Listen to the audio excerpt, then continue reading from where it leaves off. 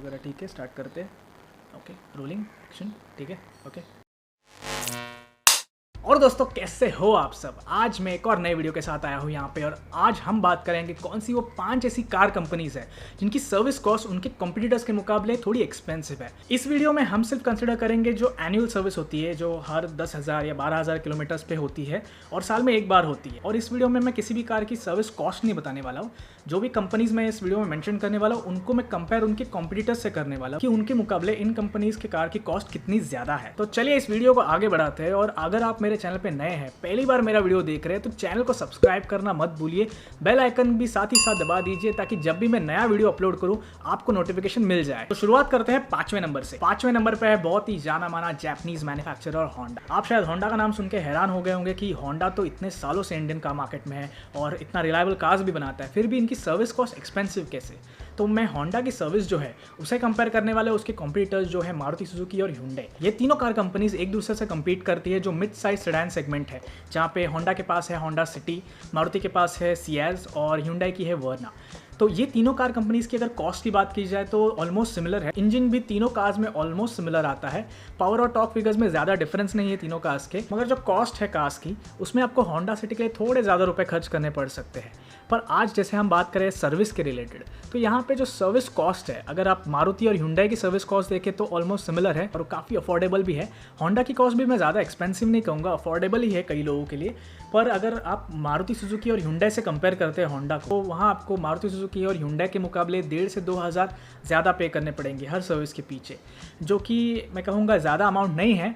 मगर अगर उनके स्पेयर पार्ट्स की बात की जाए या इनके लेबर चार्जेस बात की जाए तो वो उन्होंने ह्युंडई और मारुति के मुकाबले थोड़े ज़्यादा रखे हैं। तो इसलिए हमने होंडा को इस लिस्ट में 5वें नंबर पे रखा है। आगे बढ़ते हैं नंबर 4 की तरफ। नंबर 4 पे है MG। MG वैसे तो ब्रिटिश कंपनी है मगर ओन्ड बाय चाइनीज़ है। मगर ध्यान रखिए कि कार पूरी तरह इंडिया में बन रही है। हाँ, मगर इसका जो मेजर प्रॉफिट शेयर है वो चाइना के पास जा रहा है, मगर खैर वो अलग बात है। MG की फिलहाल 2 ऑफरिंग्स है इंडिया में। एक है MG हेक्टर जो सबसे पहले लॉन्च हुई थी, और दूसरी है MG ZS EV जो एक इलेक्ट्रिक व्हीकल है। हेक्टर को इंडिया में लॉन्च होकर लगभग 1 साल हो चुका है और हेक्टर प्राइमरीली कम्पीट करती है महिंद्रा की XUV 500 से और टाटा हैरियर से, और किया सेल्टोस और ह्युंडई क्रेटा के भी कुछ वेरिएंट्स हैं जिनसे कम्पीट करती है, जो कि जो DCT गियरबॉक्स है उसके साथ आते हैं। पर यहाँ अगर हम सर्विस कॉस्ट की बात की जाए तो हेक्टर इन सभी कार्स में से सबसे ज़्यादा एक्सपेंसिव साबित होती है। MG ने बहुत सारे सर्विस पैकेज ऑफर किए हेक्टर के साथ, मगर जो फाइनल अमाउंट एंड में आपको पे करना होता है एनुअल सर्विस पे, वो टाटा हैरियर और XUV 500 के मुकाबले थोड़ी ज़्यादा है। यानी लगभग आपको 3 से 3,500 ज़्यादा पे करने पड़ेंगे हेक्टर के सर्विस पर। फिलहाल MG मार्केट में नया है और इसे अपनी रिलायबिलिटी प्रूव करने के लिए थोड़ा समय लगेगा, तो कुछ समय बाद ही हमें पता चल सकता है कि ये अपने कस्टमर्स के लिए कितना वैल्यू ऑफर करती है। आगे बढ़ते हैं नंबर 3 की तरफ। नंबर 3 पर है American car company jeep. Jeep वैसे तो 2016 में इंडिया में आई थी अपनी प्रीमियम ऑफरिंग्स ग्रैंड चेरोकी और जीप रैंगलर के साथ, मगर इन कार्स को इतनी ज़्यादा पॉपुलरिटी नहीं मिली क्योंकि ये कार्स बहुत ज़्यादा एक्सपेंसिव थी। यानी कि लगभग आपको 70 लाख से ज़्यादा पे करने पड़ते थे इन कार्स को खरीदने के लिए। पर 2017 में जीप ने लॉन्च की अपनी कॉम्पैक्ट SUV जीप कंपास, और जीप कंपास ने इतनी जल्दी पॉपुलरिटी गेन की इंडिया में क्योंकि ये जो सेगमेंट में आती थी, यानी 20 से 30 लाख के सेगमेंट में, उसमें इसको और कोई भी कंपटीशन नहीं था। और जो लोग 20 से 30 लाख रुपए के सेडान को कंसिडर करते थे वो लोग जीप की तरफ बढ़ने लगे। और जीप ग्लोबली एक प्रीमियम कंपनी है और इनकी कार्स ऑफ रोड और रगेडनेस के लिए मानी जाती है, और इंडिया में जीप कंपास जीप की सबसे ज़्यादा बिकने वाली कार है। मगर जीप ने जो इसका सर्विस कॉस्ट है उसको भी अपने कंपनी के नाम की तरह प्रीमियम ही रखा है। मैं आपको जीप की एग्जैक्ट सर्विस कॉस्ट नहीं बताऊंगा, मगर अगर हम रफली कंपेयर करें तो जीप की सर्विस कॉस्ट टोयोटा फॉर्च्यूनर के सर्विस कॉस्ट के इतनी है। टोयोटा फॉर्च्यूनर एक 40 लाख रुपए से ज़्यादा महंगी कार है और जीप उससे ऑलमोस्ट हाफ प्राइस की कार है। तो आप यहाँ डिफरेंस देख सकते हैं कि कॉस्ट में जो है इतना डिफरेंस है, मगर सर्विस कॉस्ट दोनों की सेम है। जीप अगर अपनी सर्विस कॉस्ट को थोड़ी और अफोर्डेबल करती है तो उससे ज़्यादा बायर्स अट्रैक्ट हो सकते हैं। फिलहाल जीप जिस प्राइस में आती है 20 से 30 लाख रुपए के सेगमेंट में, उस सेगमेंट में कोई उसको कंपटीशन ही नहीं है। हाल ही में ह्युंडई ने अपनी टूसॉन का फेसलिफ्ट वर्जन लॉन्च किया है जो जीप के ही प्राइस सेगमेंट में आता है।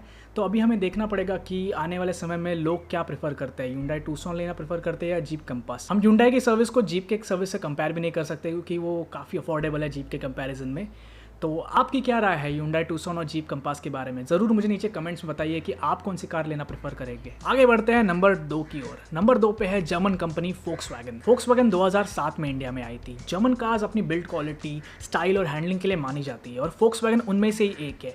हालांकि Volkswagen ग्रुप दुनिया की सबसे बड़ी जर्मन कार मेकर है। कई सारी कार कंपनीज जैसे Audi, Lamborghini, Porsche को Volkswagen ओन करती है। इंडिया में Volkswagen की 2 कार सबसे ज्यादा बिकती है, पोलो और वेंटो। सेल्स कॉस्ट तो इन दोनों कार्स की इनके कॉम्पिटिटर्स के मुकाबले ज्यादा ही है और साथ ही साथ Volkswagen ने सर्विस कॉस्ट भी ज्यादा ही रखा है। जितनी पोलो की 1 साल की सर्विस कॉस्ट है, उस कॉस्ट में आप Hyundai की i20 या मारुति की बलेनो को 2 साल सर्विस कर पाओगे। यानी कि डबल अमाउंट आपको पे करना होगा पोलो की सर्विस पर। Volkswagen की लेबर कॉस्ट भी बहुत ज्यादा हाई है, लगभग आपको 35 से 40% तो लेबर कॉस्ट के लिए ही पे करना होगा। Volkswagen कई सालों से बोल रही है कि वो अपनी सर्विस कॉस्ट कम करने वाले है कार्स की, मगर अब तक तो ऐसा हुआ नहीं और हम सिर्फ उम्मीद ही कर सकते हैं। अब बढ़ते हैं नंबर 1 की ओर। The most expensive car service company कौन सी है, ये आप जानने के लिए भी बहुत क्यूरियस होंगे।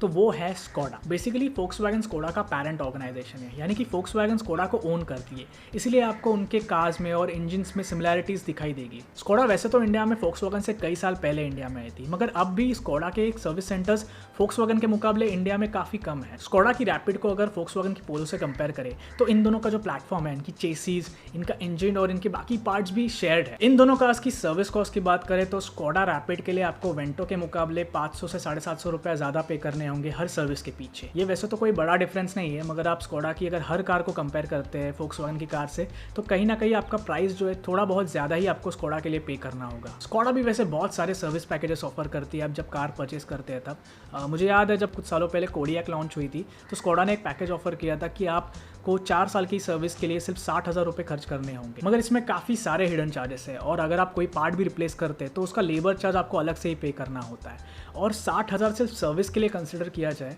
तो आप फॉर्च्यूनर या एंडेवर को उसमें 6 साल तक सर्विस करा सकते हो, इसलिए हमने स्कोडा को नंबर 1 पे रखा। तो ये थे वो टॉप 5 कार मेकर्स जिनकी सर्विस कॉस्ट थोड़ी ज्यादा है और आप जब भी नई कार लोगे तो आपको ये चीज जरूर कंसिडर करनी होगी। इस वीडियो का मकसद किसी भी कार कंपनी को डिफेम करना नहीं है, हालांकि मैंने जो भी कार कंपनीज मेंशन की है इस वीडियो में उन सभी की कार्स काफी पॉपुलर है और बेहतरीन है अपने अपने सेगमेंट में और लोगों ने भी इन्हें बहुत पसंद किया है। मेरा इंटेंशन सिर्फ यही है कि इनकी सर्विस कॉस्ट जो कि बहुत ज़्यादा है उस रिलेटेड जानकारी आप तक सही तरह पहुंचाना है। इससे रिलेटेड आपका कोई भी और सवाल होगा तो नीचे मुझे आप कमेंट्स में बता सकते हैं। मुझसे कुछ भी मिस हुआ होगा तो वो भी आप मुझे बता सकते हैं। वीडियो पसंद आ जाए तो लाइक करना मत भूलिए और चैनल पे अगर नया है तो सब्सक्राइब ज़रूर कीजिए, क्योंकि मैं यहाँ पे पोस्ट करता हूँ ऑटोमोबाइल से रिलेटेड सारा कंटेंट। तो इसी तरह आपको मिलता रहूँगा अगली वीडियो में, तब तक के लिए धन्यवाद।